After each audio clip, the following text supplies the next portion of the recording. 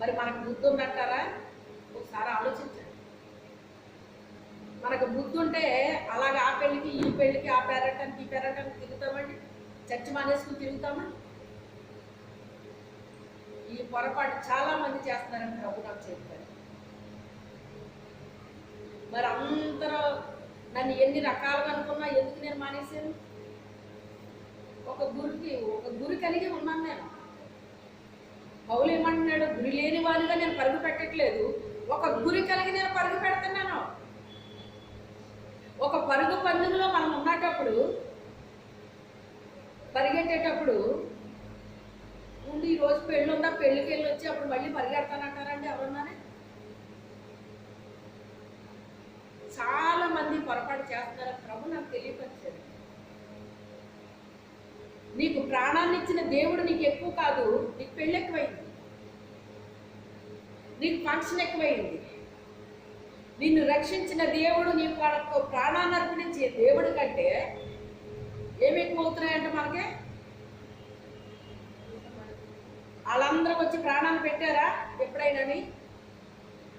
నీ కొరకేమన్నా చేశారా వాళ్ళు? అన్ని చేసి మనల్ని నిలబెడుతుంటే మనం ఏం చేస్తున్నామంట?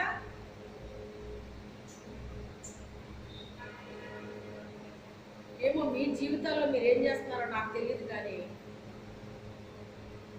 నేను అలాంటి తీర్మానాలే చేసుకున్నానండి. చేసుకున్నాను కాబట్టే ముందుకు వెళ్ళగలుగుతున్నాను.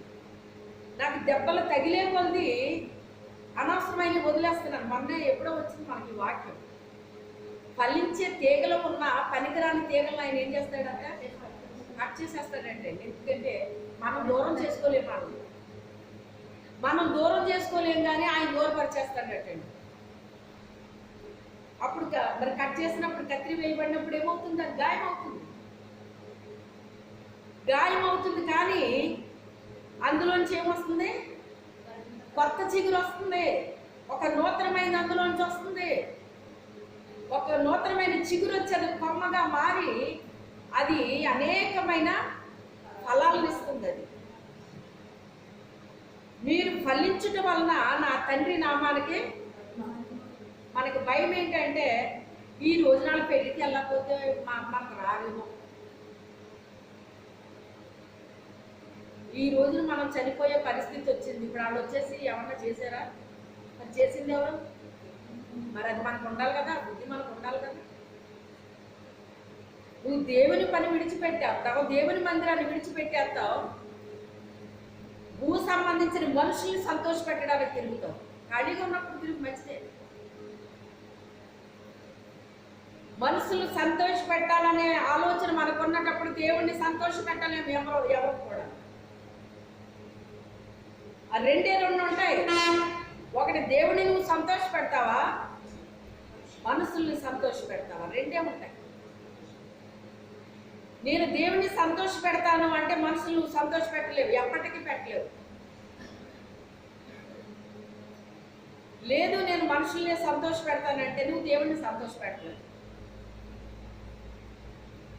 నేను సంతోష పెట్టేస్తాను, పెద్ద కానిపించి నేను సంతోష పెడతాను అంటే ఆయన సంతోషపడతాడా? విస్తారమైన తైలం ఇస్తే ఆయన సంతోషపడతాడా? వేలాది గొర్రెలు ఇస్తే సంతోషపడతాడా? నువ్వేమి ఇస్తే సంతోషపడతావు ప్రభు అని అడుగుతున్నారటండి దేవుడు. విస్తారమైన నదులంత తైలం ఇస్తాననుకో, నువ్వు సంతోషపడతావా? అసలు నదులు ఏర్పాటు చేసిద్దావు? అసలు వెండి ఎవరిదే, బంగారం ఎవరిదే, భూమి మీద ఉన్న ప్రతిదీ ఎవరిదే? మనలో ఎవరమైనా కూడా నేను వస్తా ఇది కట్టుకొచ్చానని ఎవరన్నా చెప్పగలరండి? చెప్పండి. అమ్మ కడుపులో నుంచి వచ్చిన ప్రతి ఒక్క వ్యక్తి కూడా ఎలా వస్తారు? ఒంటి మీద ఏమైనా ఉంటాయండి? ఓ సైన్ వేసి పంపుతాడేంటి లోపల నుంచి, బట్టలు వేసి పంపుతాడేంటి ఆయన? అందుకే అంటున్నాడు భక్తుడు, ఏమంటాడు ఆయన? నా తల్లి గర్భం నుంచి వచ్చినప్పుడు నేను దిగంబరిగా వచ్చాను, మరలా నీ దగ్గరికి నేను వచ్చినప్పుడు అంటే ఒక పేరు చెప్పను కానీ నేను ఒక మందిరం వాళ్ళు అన్నమాట అండి. వాళ్ళు ఒక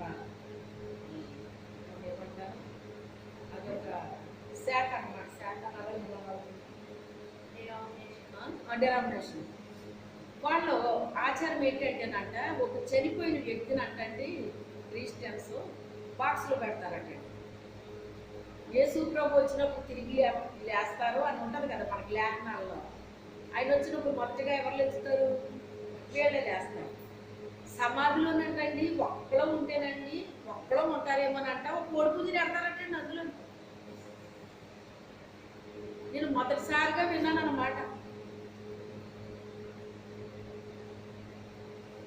ఇదేంటి చనిపోయిన మనిషికి ఏం తెలుస్తుంది? కోడిపుంజు పెట్టినా, కుక్కనెట్టినా, ఏం పెట్టినా వాళ్ళకేం తెలుస్తుంది కథలోని? అంటే అది వాళ్ళ భావన అంటండి. అది వాళ్ళ యొక్క, అది కేరళ వాళ్ళు ఎవరో కానీ చేస్తారటండి పని. అంటే అందరూ కాదు, కొంతమంది. మా ప్రాంతంలో అయితే ఇలా చేస్తారని ఒక వ్యక్తిని సమాధి చేయడానికి వచ్చిన ఒక పాస్టర్ అన్నమాట. దానికి అది మొత్తం మీద చాలా వ్యాపించి ఉంటుంది. అందుకని వాళ్ళు వస్తారన్నమాట. వాళ్ళు వచ్చి చేసినప్పుడు ఆయన చెప్పాడు ఈ మాట. మరి మీకు చేస్తారో లేదో మాకు తెలియదు, కానీ మేమైతే ఇలా చేస్తాము అని చెప్పాను. ఆ కోరుకుని ఎన్ని రోజులు ఉంటుందండి? ఒక్కలో ఉంటారని జపం పెడతాం మేమని చెప్తున్నాను. జపం ఉంటుంది అది. వాళ్ళు దాన్ని బలవంతంగా చెప్పడం తప్ప అది జపం ఉంటుందా?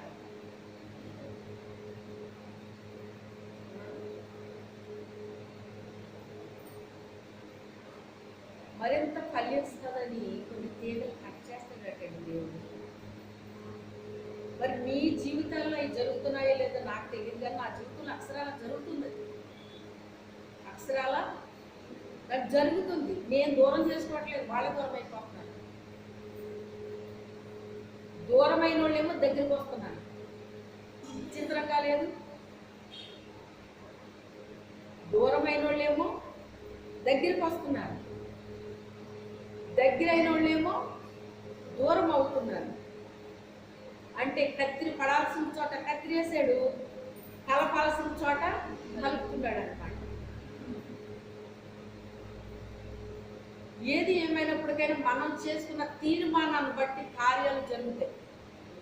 మన ఆధ్యాత్మిక జీవితంలో మనం ఫలించాలి అంటే, దేవుణ్ణి మనం సంతోష పెట్టాలంటే, వెండి ఇచ్చినా, బంగారం ఇచ్చినా, ధనధాన్యాలు ఇచ్చినా, భూమి ఇచ్చినా, ఏమి ఇచ్చినా కూడా దేవుణ్ణి మనము సంతోష పెట్టలేము.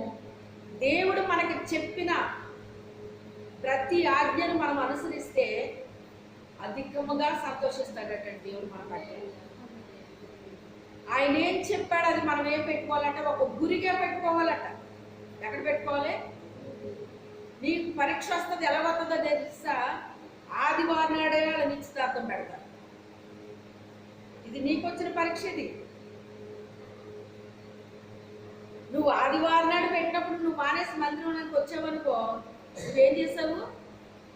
నువ్వు జయించావు. ఆదివారాలు ఎందుకు రావు? పెళ్ళి మళ్ళీ వస్తుందేంటి అని నువ్వు ఆదివారం మానేసి వెళ్ళావనుకో, బుద్ధి సున్నా వస్తుంది. అందులో ఒకే సబ్జెక్ట్ ఉండదు. తెలుగు ఉంటుంది, ఇంగ్లీష్ ఉంటుంది, హిందీ ఉంటుంది, సైన్స్ ఉంటుంది, సోషల్ ఉంటుంది, లెక్కలు ఉంటుంది, అన్నీ ఉంటాయి. 6 సబ్జెక్టులు ఉంటాయండి. 5 సబ్జెక్టుల్లో 99, 100 మార్కులు వచ్చేసి 6వ సబ్జెక్టులో బుద్ధి సున్నా వచ్చింది అనుకోండి, ఆడు పాస్ అవుతాడా? నీకు ఎన్ని మార్కులు మిగతా సబ్జెక్టులో వచ్చినా ఒక్క సబ్జెక్టులో నీకు పోయింది అంటే నువ్వేమైనట్టు? ఇదేంటంటే వేరే సబ్జెక్టులో నేను పాస్ అయిపోయింది కదా, పాస్ మార్క్ కాదు కదా, నాకు చాలా మార్కులు వచ్చినాయి కదా. వచ్చినాయి అయితే 6వ సబ్జెక్టులో నువ్వేమయ్యావు?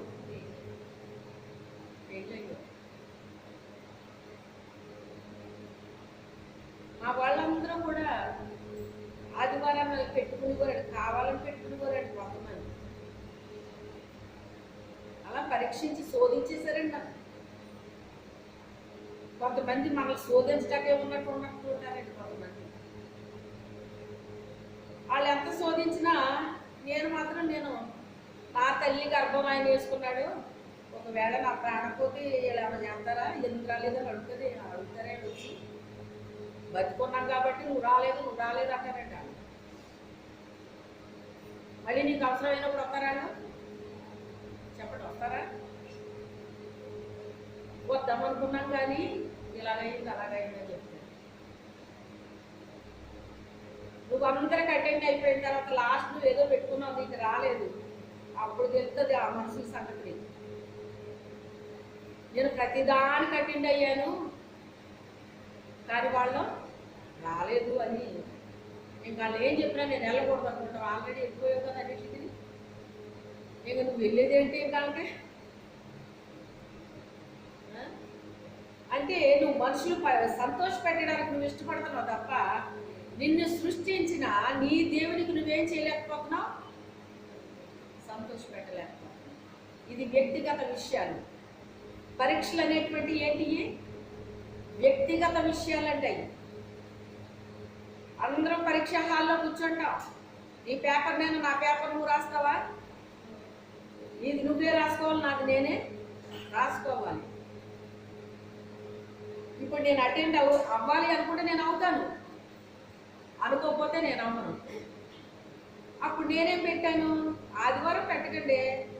నేను రావాలనుకుంటే మీరు ఆదివారం పెట్టకండి. నేను విశ్వాసంగా ఉన్నప్పుడు కూడా అదే చేశాను. మీరు అనుకోవచ్చు సేవలోకి వచ్చాక మీరు మొదలెట్టినట్టున్నారని. సేవలో కాదమ్మా, నేను విశ్వాసంగా ఉన్నప్పటి నుంచి కూడా ఎప్పుడు నేను లోకాన్ని సంతోషపెట్టడానికి కాదు. ఏ దేవుడు నన్ను సృష్టించుకున్నాడో, తను ఏర్పాటు చేసుకున్నాడో ఆయన పని నాకు ముఖ్యం. అది పరిశుద్ధ దినం, అది విశ్రాంతి దినము, పరిశుద్ధ దినం. ఆ పరిశుద్ధ దినాన్ని మనం ఎలాగ ఆచరించాలంట? పరిశుద్ధంగా మనం ఆచరించాలంట. అలాగ ఆచరిస్తే నాకేంటండి లాభం అని నువ్వు అనుకున్నావు అనుకో, లాభం ఉంది. లాభం లేకుండా పెట్టడాయినా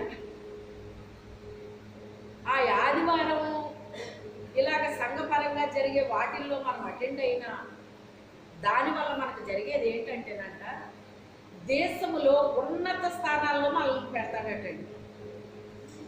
ఎక్కడ పెడతాడో? ఉన్నత స్థానాల్లో నిలుపుతాడటండి మనల్ని తీసుకెళ్ళి. అంటే దేవుణ్ణి మనం సంతోష పెట్టాం గనక దేవుడు ఏం చేస్తున్నాడు? మనల్ని ఉన్నత స్థానంలో పెడితే నీకు ఎవరి దుఃఖంగా ఉంటుందా? అసలు నిజంగా మీకు ఇలాగ వచ్చింది కానీ మీకు రావాల్సింది కాదండి ఇది. మీకు అసలు ఇలాగ ఎలాగొచ్చింది? మీకు ఎలా జరిగింది కార్యం? మీకు నిజమే, అది జరిగే కార్యం కాదు. మనం ఎంతగా దేవుని కొరకు మనము కొన్ని త్యాగాలు చేస్తున్నామో మరి అది త్యాగమనే అనుకోవాలండి. చెప్పాలంటే ఏంటది? త్యాగమనే అనుకోవాలి. ఇప్పుడు పెళ్ళికి అంటే ఎవరికి ఇష్టం ఉండదు చెప్పండి, చెప్పండి. పెళ్ళికి ఎందుకు వెళ్తారంటే ముఖ్యంగా ఆ జన్మ లేకున్నా కానీ నీకున్న పట్టు చీర కట్టుకోవాలని ఎంత ఇష్టమో, నీకున్న నగలు పెట్టుకోవాలని ఎంత ఇష్టమో, ఆ పెళ్ళింటోళ్ళ కంటే నువ్వు ఎక్కువ రెడీ అయిపోతావు. అవునా కాదా?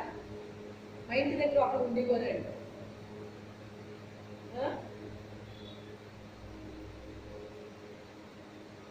వాళ్ళు ఏళ్ళు ఎరువులు పట్టుకెళ్ళకూడదు వస్తువులు ఎప్పుడు కూడా. పొరపాటునది ఏమన్నా అయ్యింది అంటే నువ్వు కొనిపోదాన్ని. నీకు అంత ఇష్టంగా ఉన్నప్పుడు నువ్వేం చేయాలి? నువ్వే చేయించుకోవాలి. ఎందుకంటే నువ్వు పోయినా నువ్వు భరించుకుంటావు. పక్కింటి వాళ్ళతో ఎదురింటి వాళ్ళతో తీసుకుంటే ఏమవుతుంది? అది 2 కాసులు అయితే 3 కాసులు అని చెప్తారు, వాళ్ళు 4 కాసులు అని చెప్తారు. అప్పుడు అవునా కదా?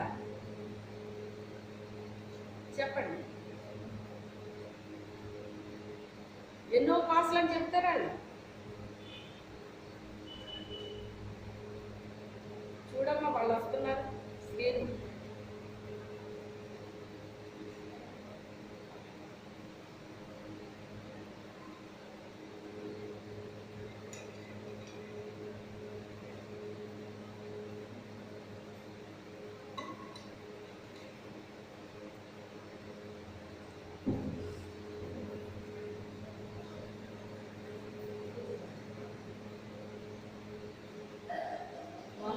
ఎక్కడి నుంచి వచ్చారు? మళ్ళీ వేరు బాబు చుట్టాలా?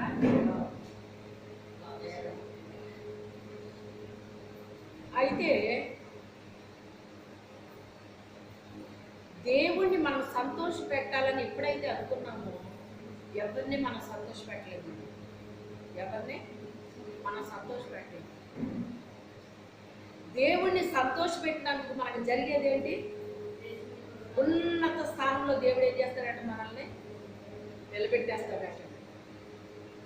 అప్పుడు అర్థమవుతుంది అందరూ వచ్చారు కానీ మీరే రాలేదంట.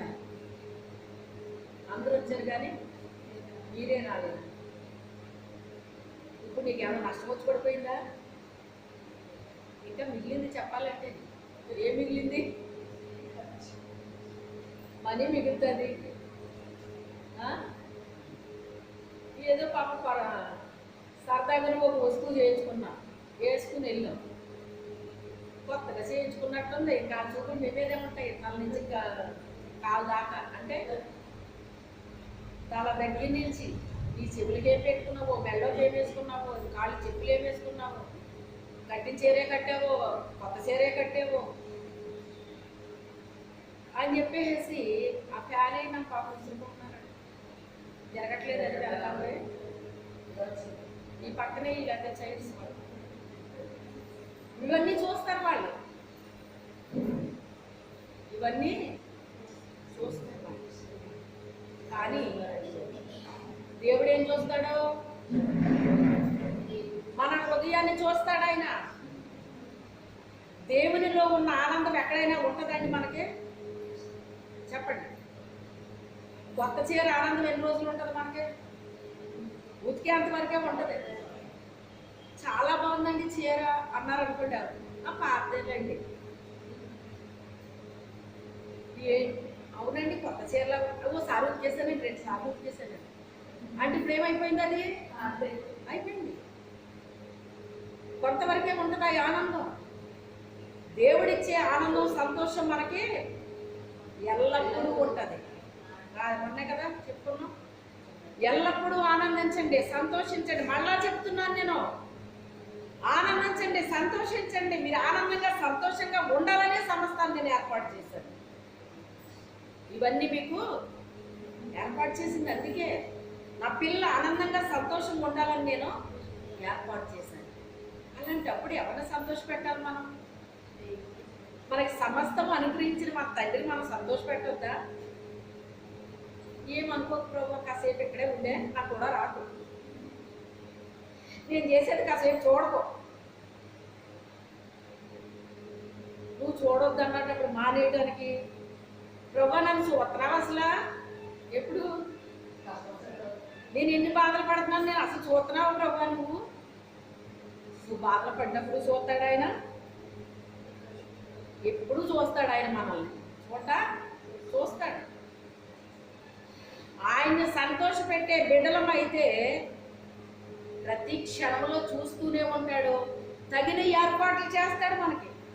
ఏం చేస్తాడు? ఏ టైంకి మనల్ని ఎవరిని ఏ రీతిగా ఉపయోగించాలో ఆయన మహిమైశ్వర్యాన్ని బట్టి మన ప్రతి అవసరాలు ఆయన తీరుస్తానంటున్నాడు.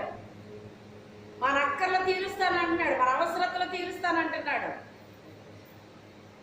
మన సంతోషం పోతంటే, మనలో ఉన్న శాంతి సమాధానం పోతంటే, ఆయన మీద మనం ఆనుకున్న వాళ్ళమైతే దాన్ని తిరిగి మళ్ళీ మన దగ్గరికి రప్పించేస్తానంటాడు ఆయన. నేను కాపాడుతాను. ఆయన మీద మనం ఆనుకుంటేనంట ఆయన మనల్ని ఏం చేస్తాడట? కాపాడుతాడట. అంటే మనం ఎలా ఉండాలని కోరుకుంటున్నాడు ఆయన? శాంతి సమాధానాలతో మనము ఎల్లప్పుడూ ఉండాలని కోరుకుంటున్నాడు ఆయన. మా పిల్లలు ఏడుస్తూ దుఃఖపడుతూ ఉండాలని అనుకున్నాడు ఆయన ఎప్పుడన్నానే? అనుకోలే. మనం ఎప్పుడు సంతోషంగా ఆనందంగా ఉండాలని కోరుకుంటున్నాడు. లోకంలో ఎవరు కోరుకున్నారు నువ్వు ఆనందంగా సంతోషంగా ఉండాలని? చెప్పండి. ఎంతవరకు ఉంటారో తెలుసా? నీకేమీ లేనంత వరకే ఉంటారు. నువ్వు ఒక్కోటి కొనుక్కుంటున్నావు అనుకో, ఏమొస్తుంది అప్పుడు? నువ్వేమీ లేని వ్యక్తిగా ఉంటేనే వాళ్ళకి హ్యాపీ. నువ్వు ఒక్కోటి దేవుడు నిన్ను దీవించి నిన్ను ఆశీర్వదిస్తున్నాడంటే ఏమవుతుంది? ఎక్కడి నుంచి వస్తున్నాయండి అంటే ఇలాగా ఇప్పుడు కదలండి, ఇది వరకు నన్ను అడిగి మళ్ళీ కొంతమంది అంత బంగారం వాళ్ళకి ఎలా వస్తుందండి? ఏమో మరి వాళ్ళ బంగారం కోసం వాళ్ళ బట్టల కోసం నేను ఎప్పుడు ఆలోచించలేదు. మరి వీళ్ళకి ఈ ఆలోచనలు ఎందుకు వస్తాయి? ఏమో నాకెప్పుడు ఇవన్నీ రావు కదా. అంటే వాళ్ళ మనసు అంతా ఎక్కడుంది? ఎదుటి వాని వాళ్ళు ఏం తింటున్నారు, ఏం తాగుతున్నారు, ఏం కట్టుకుంటున్నారు, ఏం కొనుక్కుంటున్నారు, ఇదే ధ్యాసలో ఉంటాను బాబు. నాకు తెలియదు ఆ విషయం. నన్ను అడిగితే నేనేం చెప్పనండి. మరి నేను అసలు నాకు ఆ ఐడియా రాదు, ఆ ఆలోచనే రాదు.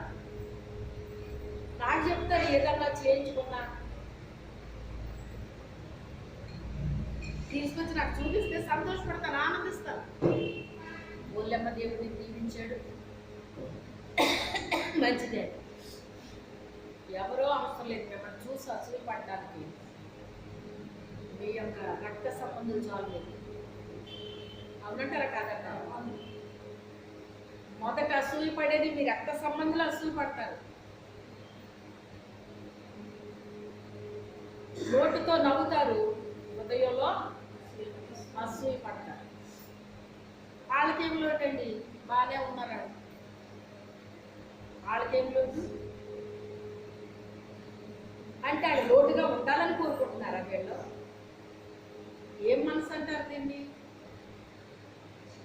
ఎదుటి వాణిని చూసి మనం సంతోషపడి ఆనందించే స్థితిలో మనం ఉన్నటప్పుడు మనల్ని వాళ్ళకంటే ఇంకా ఎక్కువ దీవిస్తారు. అంటే వాళ్ళని చూసి మనం సంతోషించే స్థితిలో ఉన్నాము అంటే మనలో ఏమి లేదన్నట్టు, అసూయ లేదన్నట్టు. అసూయ ఉంటే మనం సంతోషించలేము, వాళ్ళని చూసి ఆనందించలేము.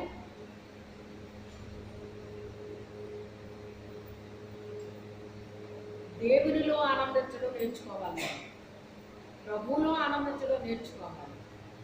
మనం ఆనందించాలి, సంతోషించాలి, దేవుణ్ణి సంతోషపెట్టి ఆయన ఆనందపరచాలి మనం. అవునా కదా? ఆయన ఆనందింపచేసి సంతోష పెట్టామంటే మనల్ని ఎలా దీవిస్తాడండి ఆయన? యెహోవా ఆశీర్వాదము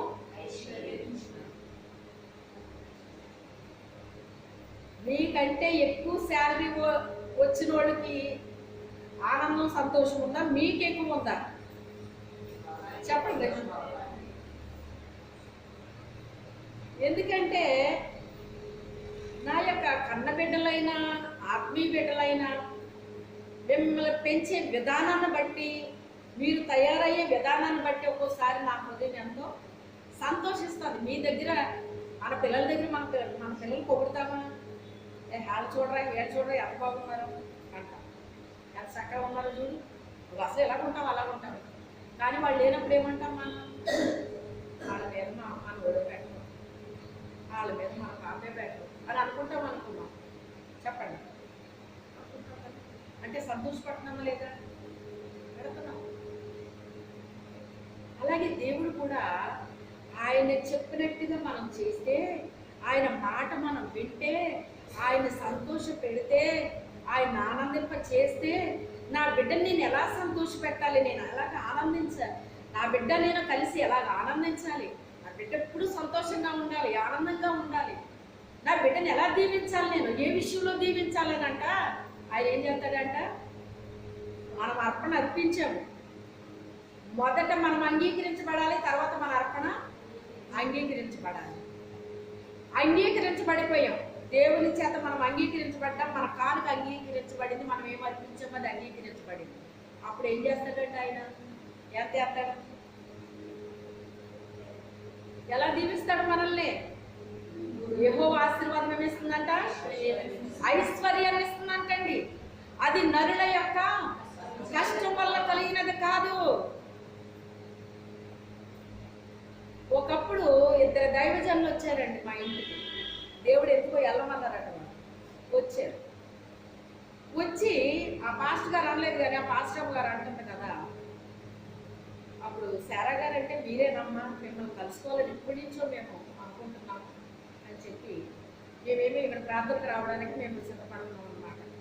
లేట్ అయిపోతుంది అంటే అది వరకు వచ్చారేంటమ్మా మరి ఇలాగా అని చెప్పేసి అంటే లేదమ్మా ఒక్క 5 నిమిషాలు, ఒక్క 10 నిమిషాలని రమారని గంట పైన ఉండిపోయారండి. ఇంకా అయ్యగారు వచ్చేసారు ఇక్కడికి. నేను అయ్యగారు ఉండగా ఒక మాట చెప్తున్నారు, మీరు పిల్లలు ఏం చేస్తున్నారు అది ఇదని అన్నీ అడిగారు అన్నమాట. అడిగి అప్పుడు మరి ఆమెకి ఎలా తెలుసు మరి ఏంటో నాకు తెలియదు, ప్రభు బయలుపరిచారో మరి నాకు తెలియదు. మీరు ఇంజనీర్ అయితే అయ్యుండొచ్చు కానండి, ఈ ఆశీర్వాదం అంతా అమ్మగారి వల్లే వచ్చింది అన్న. ఒక్క ఉద్యోగం వల్ల ఇదంతా అయ్యేది కాదు. ఇది మీరు చేసే జాబ్ కంటే మీకు వచ్చే జీతము కంటే ఆమె చేసే పనిని బట్టి దేవుడు సంతోషించి ఆనందించి మిమ్మల్ని దీవించాడండి. ఈ ఆశీర్వాదం ఈవిడి వల్ల వచ్చిందండి అని. అలా నేనేం పొంగిపోలేదండి, ఎప్పటికే ఏం పొంగిపోను, నేను పొంగిపోను కృంగిపోను, నిశ్చలంగా ఉన్నాను.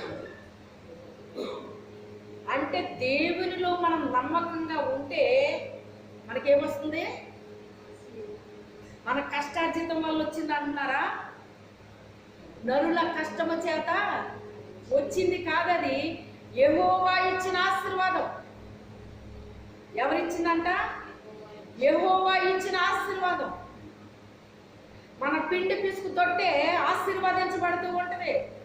మన ధననిధుల్ని నింపుతా ఉంటాడంట, అది ఖాళీ అయిపోతూ ఉంటుందంట, నింపుతా ఉంటాడంట, ఖాళీ అయిపోతూ ఉంటుందంట, నింపుతా ఉంటాడంట.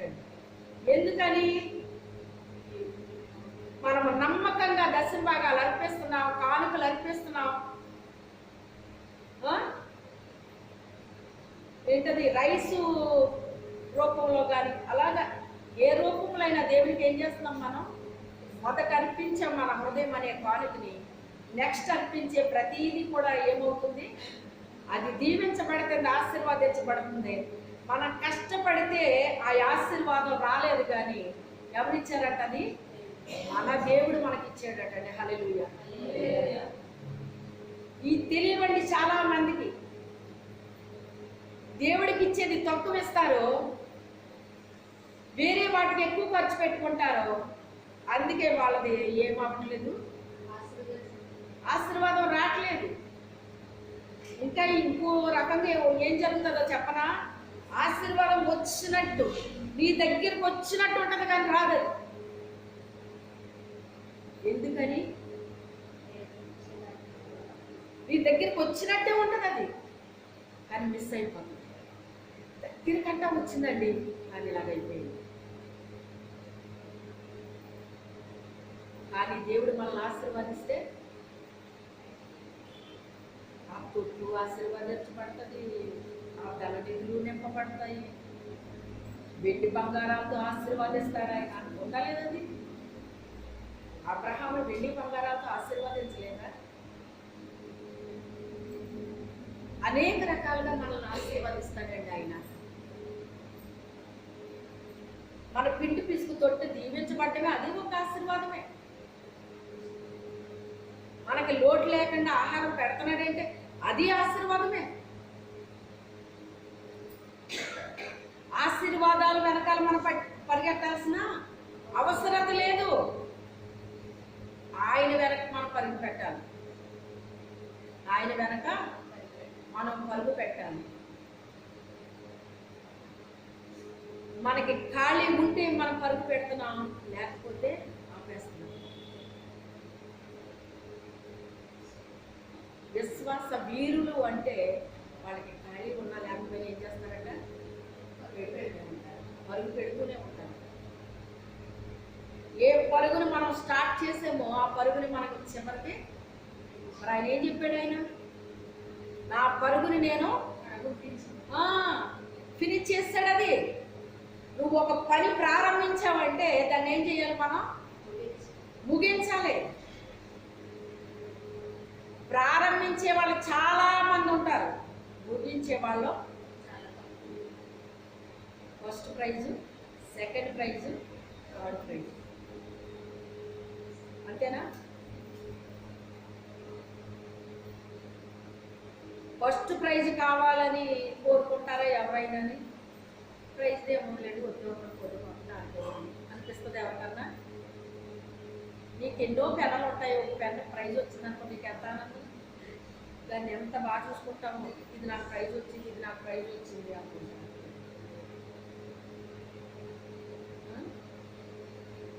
దేవుడిచ్చే బహుమతి అది చాలా వాల్యుబుల్ అండి.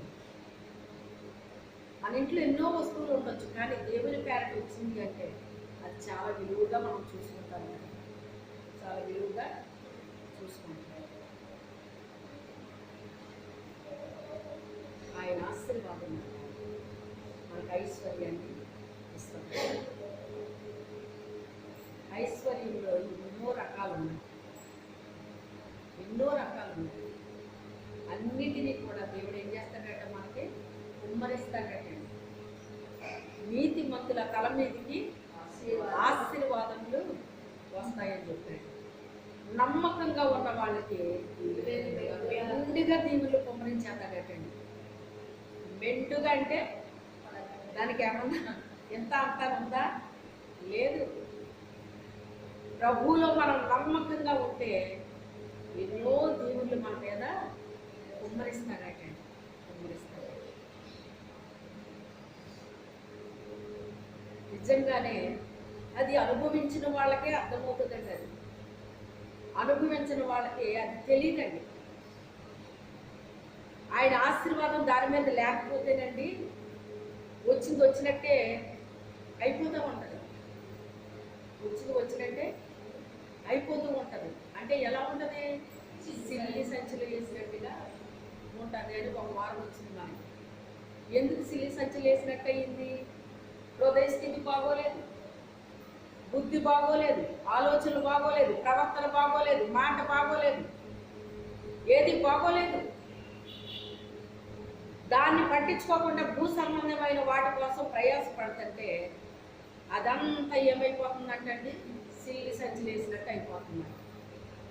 దీవులు వచ్చినట్టు, ఆశీర్వాదం వచ్చినట్టు ఏమైనా ఉందండి అక్కడ? లేదు, లేదు. నిజంగా మనం దేవుడిని సంతోషపెట్టి ఆనందపరచాలని మనకు ఉంటే కనుక దేవుడు మనకి ఏమి ఇచ్చినా ఇవ్వకపోయినా మనం చేస్తాం ఆ పని. దీవిస్తేనే చేయమండి, ఆశీర్వాదిస్తేనే చేయమండి. ఆయన దీవించకపోయినా మనం చేస్తాము. ఇవన్నీ చూసి ఆయనకి ఏమొచ్చేస్తుందంట, మన మీద ప్రేమ ఎక్కువైపోతుందండి. కొంతమందికి ఎంత దీవించినా తృప్తి ఉంటుందంటండి, ఎంత ఆశీర్వాదించినా తృప్తి ఉండదంటండి. ఇంకా ఏదో కావాలి, ఇంకా ఏదో కావాలి, ఇంకా ఏదో కావాలి, తృప్తి ఉండదు. దీనులు భోజనము చేసి తృప్తి పడతారండి. దూతు భోజనము చేసి తృప్తి పడింది. తృప్తి పడే అంత లేదు అక్కడ, కానీ ఏం చేసింది? తృప్తి పడి మిగిలించేసింది. అక్కడ దేవుని చేత ఏమని ఆమె మెచ్చుకొన పడింది? నీవు యోగ్యురాలు అని. ఆమె మనసు ఎలా ఉందంట? యోగ్యంగా ఉందంటండి, యోగ్యంగా ఉంది. ఆమె ద్వారా ఎవరు వచ్చారు? ఓబేదు వచ్చాడు. ఓబేదులో నుంచి ఎవరు వచ్చారు? యెష్షీ వచ్చాడు. యెష్షీలో నుంచి ఎవరు వచ్చారు? దావీదు వచ్చాడు. దావీదులో నుంచి ఎవరు వచ్చారు? యేసుక్రీస్తు వచ్చాడు. అంటే ఇప్పుడు ఆమె ఏమై కూర్చుంది? అక్కడ మూల స్తంభమై కూర్చుంది. మా కుమార్తెలు నగరముకై చెక్కబడిన మూల స్తంభాల్లాగా ఉన్నారంటాడు. నగరముకై చెక్కబడ్డం అంటే ఏంటి? ఒక బరువు బాధ్యత వాళ్ళ మీద మనము, ఈ స్తంభాలు ఉన్నాయనుకోండి, మరి బరువులు మోస్తున్నాయా లేదా?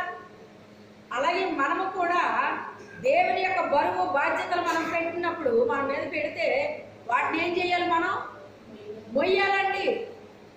అది మొయ్యాలి అంటే అది కర్రలా నిలబెడితే మొయ్యది. దాన్ని ఏం చేస్తాడంట? దానికి కావలసిన రీతిలో చెక్కేస్తాడటండి. దాన్ని యోగ్యురాలే కానీ దేవుడు ఏం చేస్తాడు? దాన్ని శిల్పకారుడు ఆయన. ప్రధాన శిల్పి చెక్కేస్తాడు, తనకు కావలసిన రీతిలో చెక్కేస్తాడు అనమాట. ఎందుకని చెప్తున్నాడు? పొయ్యిలో పెట్టే కర్ణాలను చెక్కుతామా మనం? మరి దేని చెప్తాడట? ఏది మందిరములో ఉపయోగకరమైన స్తంభంలా ఉందో దాన్ని పట్టుకుని ఏం చేస్తాడంటే ఆయన, దానికి ఉప్పులు ఉండకూడదట, ఓ చోట ఉబ్బిగా ఓ చోట ఏమో తగ్గి అలా ఉండకూడదట. సమాన లెవెల్లో దాన్ని ఏం చేస్తాడట, తీసుకొస్తాడు, ఒక రూపులోకి తీసుకొస్తాడు అనమాట. కొన్ని స్తంభాలు ఎలా ఉంటాయి, డిజైన్గా ఉంటాయి అన్నమాట. అంటే ఆయన మనల్ని ఎలా చెక్కాలనుకుంటే ఆ రీతిగా చెక్కితే ఒక రూపంలోకి వస్తాం, కానీ చెక్కకపోతే ఎలా ఉంటాం మనం? పొయ్యిలో పెట్టి కాల్చే కర్రలా ఉంటాం అన్నమాట. అంటే వంటకానికి ఉపయోగపడతాం తప్ప ఇంకే రకమైన మేలు ఉండదు మన వల్ల. దేవునికి ఇంకే రకంగా ఉపయోగపడదు. మా కుమార్తెలు నగరులకై చెక్కబడిన మూల స్తంభాలు. అయితే ఈ రోజున మన పరిస్థితి ఏంటి? ప్రార్థన చేద్దాం మా ఫ్రెండ్స్. ఎవరికి వారి ప్రార్థన చేసుకుంటుంది నిమిషం.